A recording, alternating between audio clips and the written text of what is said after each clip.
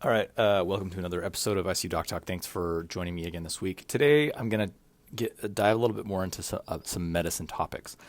I know sometimes I do, so this is probably geared more towards a medical audience. However, you may still like this if you're not, if you're non-medical, part of the non-medical public. But I just know when I do some of these episodes that are a little more medical heavy, I do get a lot of feedback that people very, very much like them. So listen a little bit. But bounce out of this anytime you want. But I'm going to talk about an extremely important topic today that is in critical care that is not always widely known, and it's an unbelievably important topic that helps reduce mortality, helps reduce length of stay, and a whole host of other things. And it's backed by extremely good evidence.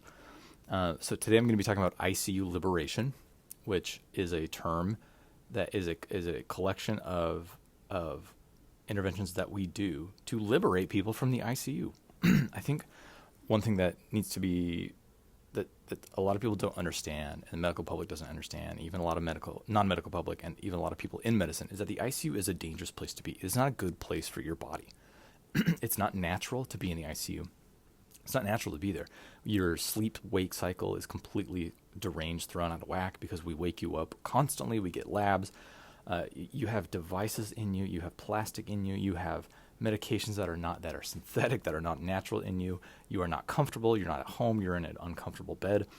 There's alarms. There's beeping. There are unfamiliar people constantly in and out of your room. Nothing about it is natural, and nothing about it is good for you. The reason I bring this up is oftentimes I'll get other medical providers, other doctors that want their patients to come to the ICU when they really don't need to come to the ICU, and that's usually my determination as the critical care attending. Does a patient need critical care? And one thing I like to remind particularly surgeons of, when they want their patients to just be watched over when they don't have any critical care needs, is the ICU is not good for your patient. It's not. If they don't need critical care interventions, they should not be in the ICU. They shouldn't. So the whole point of today, what I'm talking about, is getting people out of the ICU in a way that is safe. Obviously, they need to be stable. And not having them linger around and have these harmful, we call it iatrogenic. Iatrogenic is a term for stuff that we have done, like the medical, complex has done to you that is bad. That's what iatrogenic means. If you get hurt during surgery, but your surgeon accidentally cuts an artery that they didn't mean to, that's iatrogenic harm. And that's anyway. So that's what this topic is. It's extremely important, getting people out of the ICU. So this is called ICU liberation, and it's specifically, there is a bundle associated with this. It's called the ABCDEF bundle. It's a critical care bundle that I'm going to get into what it is that we do to ensure it's like a checklist and interventions to get people out of the ICU in a safe way. So let's get started with it. So what is ICU liberation? It's kind of a cultural shift from the harmful strategy of sedation and restraints to an ICU filled with patients who are actually awake, more awake, less sedated, cognitively engaged with you, mobile, and then with family members that are engaged as partners with the ICU team at the bedside. That's the cultural shift. The old school thing is sedate, restrain, family, limited family time. It's the opposite of that. Patients are liberated from the iatrogenic dangers of care that threaten her or his sense of self-worth and human dignity. ICU liberation can also help mitigate post-intensive care syndrome, something called PICS, which is also a constellation of psychological rehabilitation, physical rehabilitation, harm that happens after being in the intensive care. It's called post-intensive care syndrome, and ICU liberation can help reduce the occurrence of that. So what is the bundle? What is this ABCDEF bundle? It's, to get technical about it, it's an evaluation method used as an integrated, multidisciplinary approach to system management during critical illness to better achieve liberation from the ICU. It has been studied in more than 20,000 patients. And this bundle, again, I'm going to tell you what the bundle is. It has demonstrated a reduction in days spent in the ICU, days spent in the hospital, a reduction in days of mechanical ventilation, being on a ventilator, being in a coma, having delirium, hospital mortality is reduced, the use of physical restraints is reduced, ICU readmissions and healthcare costs are all reduced. And basically, to boil it down, what is the bundle? It's a rounding tool. You can use this bundle. You can go over it. Okay, let's go over A, B, C, D, E, F. Let's do these things as you're rounding on patients. And you check them off to make sure to do the bundle. So what is it? Well, the A, B, C, D, E, F, they all stand for something. So let's get into what they stand for. Now, it's not perfect, the people who came up with this, what the A stands for and the B stands for. Meaning it's not a very good mnemonic. It's just something you have to kind of go over. But let's go over what each one of these are. All right, so A stands for assessment, assessing and managing pain. So A is about pain. For A, I usually think analgesia, treating pain. B is this is the one that doesn't really work that well. It's both. The B stands for both spontaneous waking trials and spontaneous breathing trials. Meaning every day you wake people up, you see how they wake up, and every day you do a breathing trial to see if they're able to come off ventilation. C stands for choice of sedation and analgesia. Oh, going back to B, the way I remember B is that B stands for breathing tube. Try to do things that get breathing tubes out of people. C is choice of sedation and analgesia. Make the correct choices of what are you sedating people with? What are you giving them for pain control? Are you giving them these things? D stands for delirium. It's delirium assessment. How to assess for delirium, how to prevent it, how to manage it. E is easy. It stands for exercise and early mobility. F stands for family. Family at the bedside, family engagement, family empowerment. So that's the A through F bundle. Again, A is assess pain. B is both spontaneous awake trial and breathing trial. C is choice of sedation. D is delirium, assessing and preventing and managing. E is exercise. F is for family engagement and empowerment at the bedside. So that is the bundle, and you go over the A through F on every patient in the ICU, and you check it off. Are you doing these things? What are we doing to address these things? What are we doing to address their pain? What are we doing to address their delirium? Are we making efforts to get the breathing tube out? Are we getting them up out of bed if we can? Can we, even with a breathing tube, can we dangle their legs over the side of the bed? Can they walk around the ICU with the breathing tube in? What can we do to mobilize them? And then is family around? Are they engaging with family? Are we letting family come in? Are we participating with them and having them be a part of their loved one's care? That's the bundle. And there's more to it, there's more details, but that is the bundle. That's, you implement these things. And the idea is that if you implement all of these things, you will liberate someone from the ICU quicker, faster, and you'll reduce mortality. So let's talk about a little bit of data with this A through F bundle. Does it work? So I won't get too much into the weeds with data, but I'm going to go over a couple of trials and things and results of this bundle. So there was a 2019 study with 15,000 adults with at least one ICU day. It was prospective, multi-center. It was a cohort study from a National Quality Improvement Collaborative. It was over 68 academic, community, and federal ICUs, and it was collected over about a 20-month period. This is a study from last name. The first author is Pun, P-U-N-B-T, and it's called Caring for Critically Ill Patients with the ABCDF Bundle, Results of the ICU Liberation Collaborative. So you can look that up. So just to give you some quick and dirty results from this. So from doing this, again, this is about 15,000 patients. So there was a dramatic decrease in days of mechanical ventilation. There was a decrease in days of sedation, obviously. There's a decrease in days of delirium.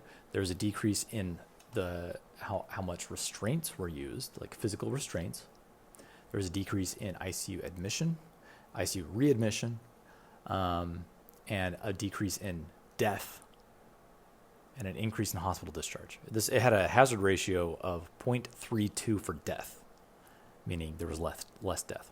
One interesting thing is pain went up when you implement this bundle, the A through F bundle. Pain went up. That is very likely because pain is being more accurately recorded when you implement the bundle.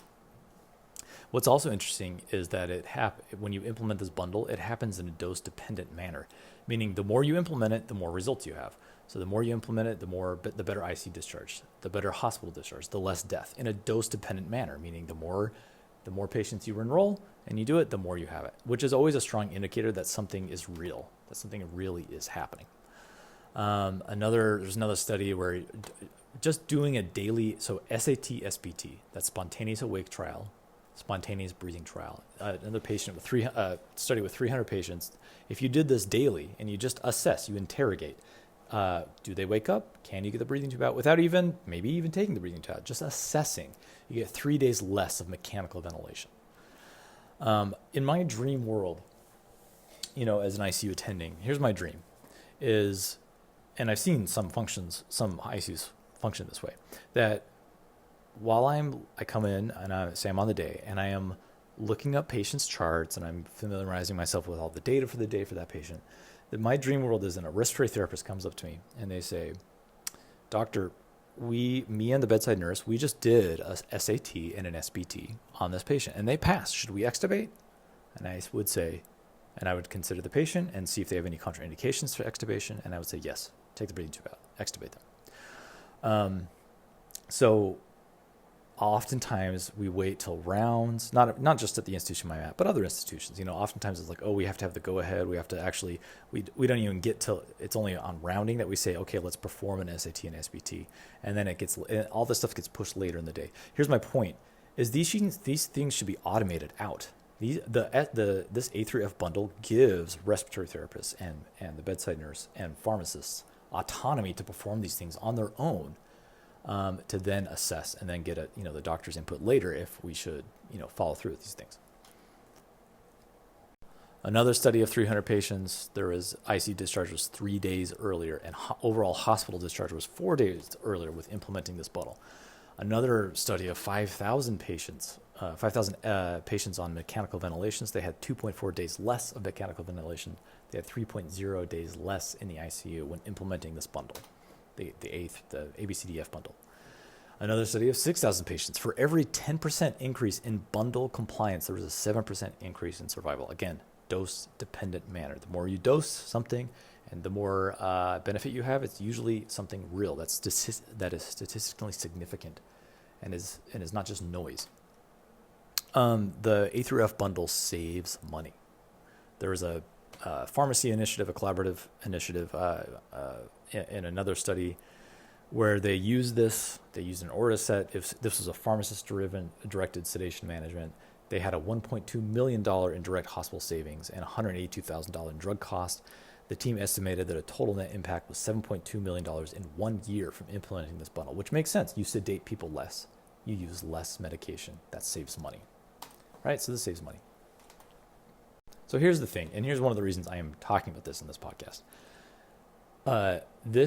This bundle, this A through F ICU liberation, the implementation rate is low. There was a survey of 1,500 intensivists in 47 countries. Only 57% had implemented this bundle. 83% used a scale to evaluate pain, right? So that means almost 20% weren't even using a scale to evaluate a patient's pain. The SAT and SBT, the spontaneous awake trial and breathing trial, were only done in 66 and 67% of the survey. Again, this is a survey. Delirium monitoring was only done in 70%. 69% had no mobility team, and only 34% had 24/7 family visitation. This was before COVID, so that there's 24/7 family visitation is now a little less in the age of the COVID pandemic. So how do we implement this bundle? Well, we need to educate, right? That's why I'm talking about this. If you're a healthcare provider, you now know about this, okay, if you haven't heard about it before. You need to form a multidisciplinary team because it takes a multidisciplinary team and collaborative effort to implement all of this bundle. You need to have leadership engagement in this. You need to implement the bundle. You need to audit it. You need to get feedback, see what's working. And then it needs to be implemented in multidisciplinary rounds. So what are common obstacles to implementing this bundle? Well, there's lack or incomplete multidisciplinary rounding, lack of staff buy-in, like low perceived importance, like, this doesn't matter. This is just another thing that we need to put in that doesn't. No, this is backed by extremely good data. It costs nothing. This doesn't cost anything. You're not paying anybody to do this. This doesn't involve a pharmaceutical company or any medical device, nothing. And it demonstrably reduces mortality and all of these things. There's a lack of accountability when implementing these things. There's a lack of protocolization. There's high staff turnover. There's competing priorities. There's, a perceived increase in workload burden that's going to make your job harder, which it doesn't. So there was a study that looked at a focus group of nurses and respiratory therapists and occupational therapists and physical therapists. They conducted to assess the perception and the execution of the ABCDF bundle. And what their feedback was that there was problems with the physical environment, the task burden, provider attitudes, the patient characteristics were noted to influence the bundle execution. And there was a difficulty in coordinating and implementing early mobility. The number of disciplines required to perform an activity and individual component complexity was also reported to influence the bundle. Nurses repeatedly described challenges with coordinating care across disciplines. So this must be, this has to be bottom up and it has to be top down. Everybody has to have buy-in. There was a study that tried to identify obstacles in 5 ICUs. And a couple of them were fear of adverse events with patients, communication challenges, knowledge deficits, workload concerns, just all the stuff I'm talking about. Documentation burden, which of course is a burden. A quote from this study was, "Despite these challenges, participants believed implementation ultimately benefited patients, improved interdisciplinary communication, and empowered nurses and other ICU team members." That's another huge point. Like I said, this empowers nurses, it empowers respiratory therapists, it empowers physical therapists. You get away from that paternalistic, the doctor, what does the doctor say? We have to do what the doctor say. And it protocolizes and then also gives autonomy to other providers, which is another great thing. So there's also like perceived potential harm with implementing the A3F bundle. People fear about accidental device removal, like endotracheal tubes or ECMO cannula, which of course is a legitimate fear. Falls, hemodynamic instability. So fears can be elevated for vulnerable populations like severely ill, neurological injury, mechanical ventilation, obesity. Patients have open abdomens. But oftentimes these are the exact patients for whom the bundle may be the most beneficial, because these are the patients with the highest chance of not getting out of bed and the highest chance of mortality. There's robust literature describing safe bundle in thousands of critically ill patients, including patients on ECMO. Initial implementation on more stable patients can help overcome the challenge of this, perceived harm. So another big, obstacle, like I've talked about, is provider reluctancy to implement this. Doctors have a desire for autonomy often. There's a lack of familiarity with this bundle. The bundle adoption can be particularly challenging when there is practice inconsistency and uncertainty regarding ICU roles. And then, coordination is really challenging. There's another study, 6,000 patients, 7 community hospitals. They successfully implemented the bundle. For every 10% increase in partial bundle compliance, patient had a 15% hospital survival. Here's a great quote from this study.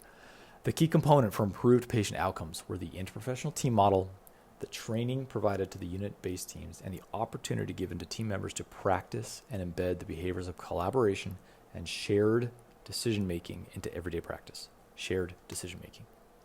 So let's just talk about team roles. What the different people on the ICU team, what their role is in implementing and doing this bundle of getting patients out of the ICU in a safe way. So there's the provider, right? Either the physician or the nurse practitioner or the physician assistant. The provider leading rounds can eliminate the traditional hierarchical structure of ICU rounds, and they can often prevent other disciplines from contributing optimally. The purpose of rounding, in my opinion, is not for the provider like me to dictate care. It's not just for me to have my plan and say it, and this is what we're doing. The point of rounding is consensus decision making, which can be accomplished by asking each discipline for input and recommendations for care during rounds and facilitating a team-based discussion to evaluate suggestions. And that's what the provider can do. The bedside nurse typically spends more time providing direct patient care than any other member, right? The bedside nurse has a unique perspective and insight into the patient's current condition, their treatment responses, their care preferences, and their outcome expectations. The bedside nurse is one of the most powerful advocates for a patient. That's why I always listen to every word that they have and every concern that they have. They're responsible for performing a lot of key elements of this bundle, right? Assessing pain, sedation, delirium, sleep quality, optimizing sedation. So they're in charge of coordinating and timing the SAT, which is the spontaneous awake trial, and an SBT, spontaneous breathing trial, and mobilization with respiratory therapy and PT and OT.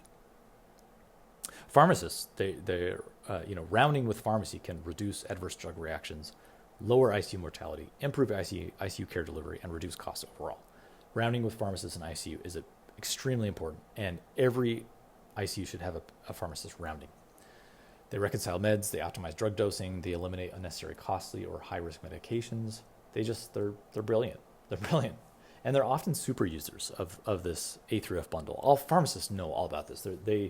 Their knowledge base about this ICU liberation A through F bundle, they're typically, they all know about this, what I'm talking about. Respiratory therapists, they work both independently and they partner with the intensivists to determine mechanical ventilation strategies, oxygen delivery systems, pulmonary treatments.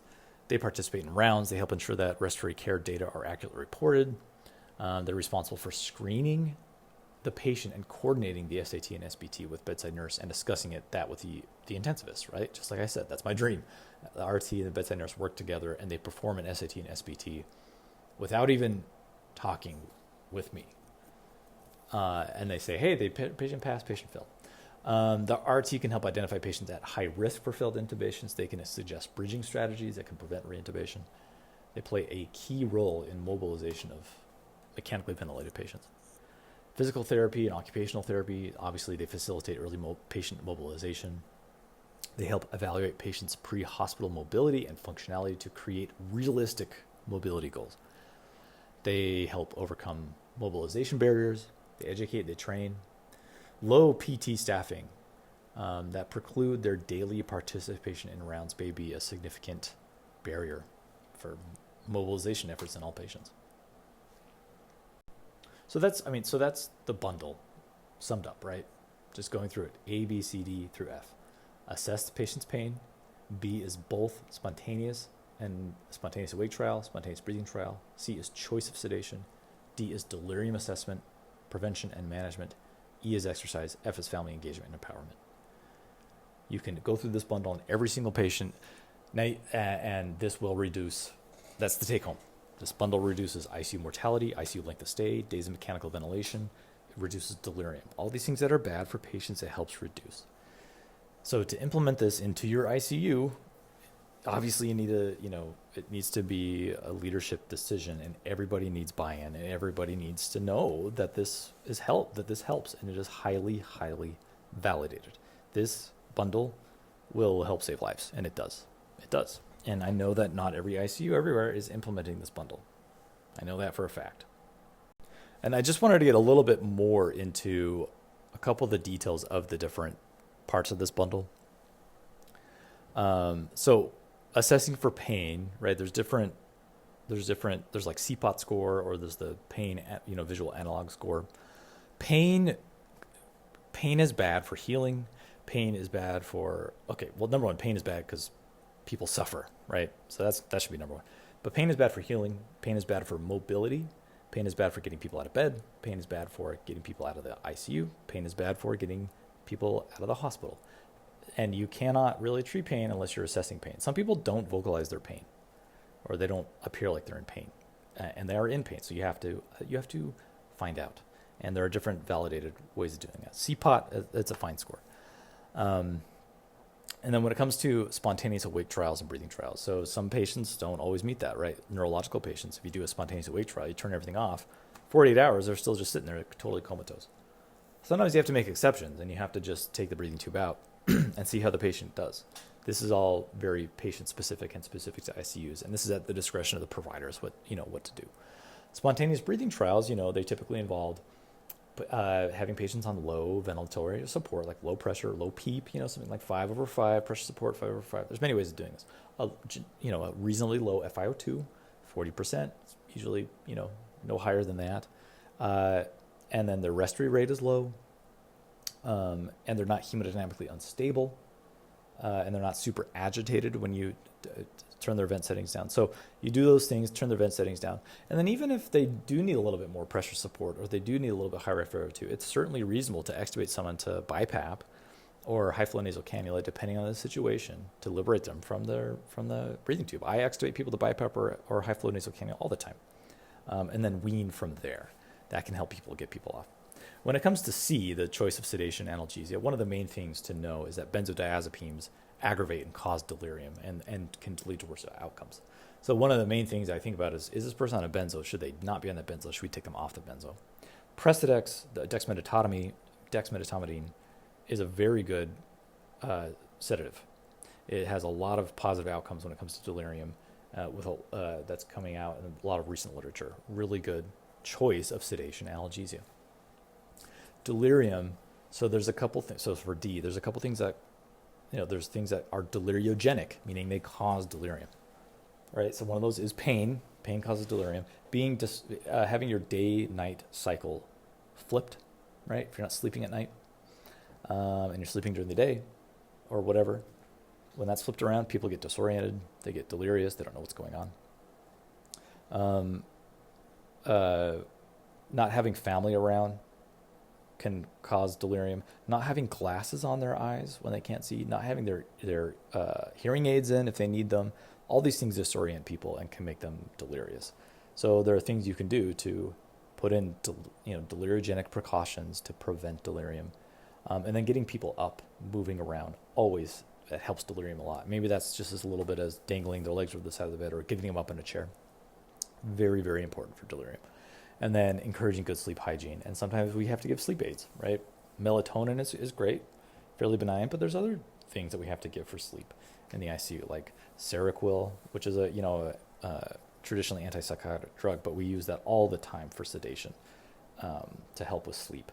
Olanzapine, trazodone. There's a lot of things. Again, avoid benzos as best you can, but sometimes you do have to use benzos in the ICUs for patient-specific conditions, and I have no problem with that. But you should avoid them if you can, because they can cause delirium, and there's some association with worse outcomes.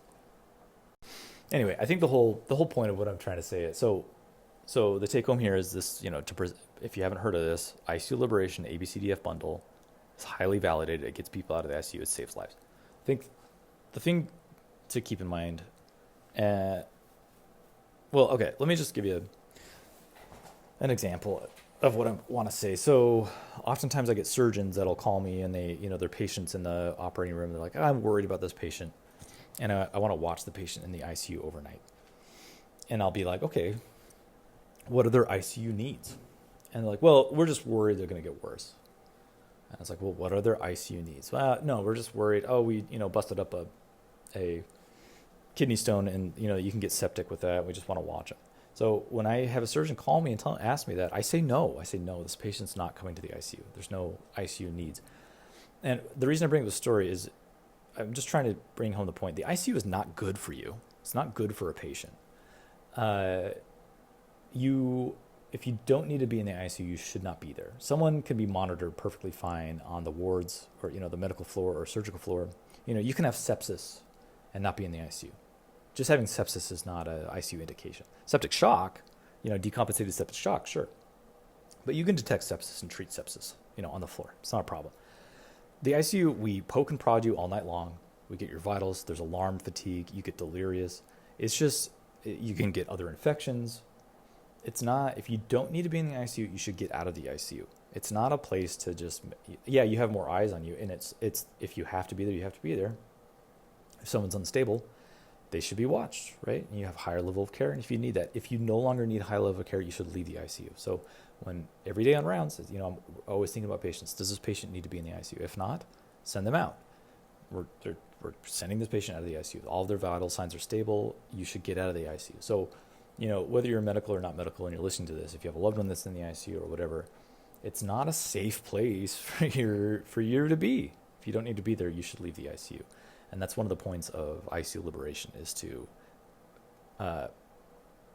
reduce our interventions that may be unnecessary, right? Because I think we do unnecessary stuff all the time with good intentions, with good faith, we try. But reduce the iatrogenic harm that we may be causing you or your loved one. Get our paranoid brains away from you and get out of the ICU. We love having you and we love to treat you and we love to see you get better. But if you don't need us, you should leave. That's all there is to that. And this ICU Liberation is something that is designed to get people out of the ICU in a safe way, and it has great impact, great benefit, and reduces mortality, and it gets people out of the hospital sooner. So there you have it. So this is ICU Liberation ADCB, ABCDF bundle. Go look it up. Go read more about it. There's a ton of literature about it. I'm not making this stuff up. All right, let's move on to a book this week. I'm going to talk about something that has nothing to do with what I was just talking about. It's called The Right, The 100-Year War of American Conservatism by Matthew Contenetti, which this writer, he's been a conservative writer for a long time, for years. And then I really enjoyed this book. It came out April 19th, 2022. And I thought it was pretty good. It's basically a history of the power that conservative movement had in America, and then the exile of conservatives during FDR, from like 1940 to like 1970, and then coming back in and coming back with so much power and so much force that it dragged the entire political spectrum to the right ever since the 1980s till the current day. So it's mostly an objective historical account of American conservatism movement that started, and this account starts with President Harding, and it ends on January 6, 2021 with the insurrection. We get a pretty disimpassioned analysis of how the conservative movement in the United States went from the status quo before the Great Depression and then went into cultural exile for basically decades and then roared back when conditions were finally ripe during the 1970s. The book starts with a quick overview of how Harding, Coolidge, and Hoover basically maintained an isolation and protectionist order, along with their pal Andrew Mellon as the Secretary of Treasury, who was the Secretary of Treasury during all of those presidents. Andrew Mellon, you should just go read about Andrew Mellon all on your own. That guy was a capitalist baron with vast monopolies that influenced a ton of stuff. Anyway, the winds obviously changed after the Great Depression with the ushering in of a more social democracy model with FDR and the New Deal era policies. The American left enjoyed cultural and political power for decades after that, with conservatism mostly existing as a cultural fringe ethos that sprouted up in different forms over the following decades with various factions, which is really interesting, right? Because today conservatism is so much stronger than it was during that time. People, there's a persecution complex, I think, with American conservatives. They constantly think they're being persecuted by the left. It's like, do you have any idea how culturally powerful the conservative movement is today? It's crazy. And then there was like a neoconservative comeback with Eisenhower, which there was almost this kind of fracturing for the right because there was so much antipathy toward the president from the conservative right. And then this book spends a lot of time on the National Review, the publication, and the John Birch Society, which became kind of different camps of conservatism, with the JBS, the John Birch Society, being almost ostracized faction due to its outright bigotry and anti-Semitism. Contenetti, the author, then he cast the JBS as like an anti-elite faction and basically a conspiracy theory hatchery. And then there was the offering of Barry Goldwater as a presidential candidate, which wasn't, and he obviously never became president, but that wasn't necessarily a failure on the right because he helped bring back the more far-right libertarian ideals back to mainstream. Whenever there was a liberal policy or presidential failures, the right enjoyed more cultural power that started to consolidate in the 1970s, where conservatism began to become a little more unified and popular over the backdrop of the perceived cultural chaos and moral failings of the left during that time, which sounds familiar, right? Same stuff is happening right now. Ronald Reagan brought together neoconservatives with libertarian ideology and made being anti-communist cool again in the 80s. For me, it was during his administration where the most potent neoliberal policies were started and continued from then, with every American president to current day, right? Whether they've been Democrat or Republican, since Ronald Reagan, every American president has basically had neoliberal economic policy. So now with the entire American political spectrum dragged to the right, Democrats like Bill Clinton, they implemented some of the most harsh social austerity measures in recent history, as well as repealing the Glass-Steagall Act, which was likely largely responsible for the 2008 financial crisis. If it wasn't for Clinton's scandal, he would have probably privatized Social Security with Gingrich. Anyway, and then, so you enter Trump, who spouted a lot of the same anti-elite conservative ideology that has been coming from the right for decades, except you remove the intellectualism that was there, right? There was a conservative intellectualism was a thing. You remove that, and then you add a populist twist, and now you have Trumpism. What you get is something much closer to nihilism for the sake of power rather than an actual ideology. The author is certainly no fan of Trump populism, and he seems to lament the demagogic turn that has taken place in American conservatism. Only toward the end of the book does the author valorize American conservatism as some sort of like bastion of American ideals and preserving constitutionalism. I didn't really agree with him there because he doesn't really explain what he means. He just kind of states at face value that conservatism is responsible for much good in American history. My response to that is conservatism is what it is right now, with all of its toxic anti-intellectualism and populist nativism. This is conservatism. Trying to argue otherwise is basically using the no true Scotsman fallacy, which I think I've talked about before.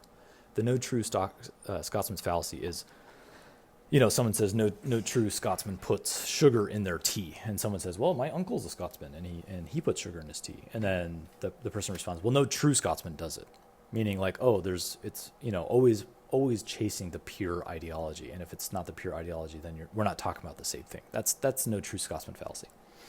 In my opinion, as you know, if you've listened to my podcast, I don't care about the virtues of an espoused ideology. Impact is the only thing that matters. And the current impact of American conservatism right now is a net negative for various reasons that I won't get into right now, but you can probably guess what I would say. What I learned from this book is that American conservatism is not a monolithic entity like it can seem. It can be just as fractured as the left.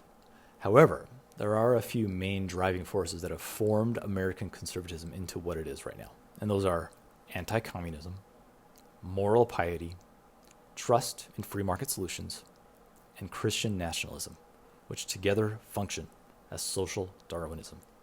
These principles continually guide and shape American conservatism. That is American conservatism, what I just said. Anti-communism, moral piety, and authoritarianism, like moral authority, trust in free market solutions, Christian nationalism, and all that together is social Darwinism. I recommend this to all readers, this book, regardless of your political ideology. It's mostly a very good and objective historical accounting of the last 100 years of American conservatism. A great companion piece to this book is another book I've talked about on my podcast called Goliath, The 100-Year War of Monopoly Power and Democracy by Matt Stoller. Very good book, and I've gone over that book in my podcast. Anyway, so you have it. That's called The 100-Year War for American Conservatism by Continetti, which I highly recommend. Check it out. All right, let's answer a quick question. This is from TikTok. This is from Jamie NIC1217. The question is: when you put someone under anesthesia, do they still have regular involuntary movements? For example, sneezing. So it's a great question. The short answer is no, they don't. So anesthesia, right? There's a couple things that we do. All right, it's not just like a button you press and you give drug, whatever. So we sedate the body, right?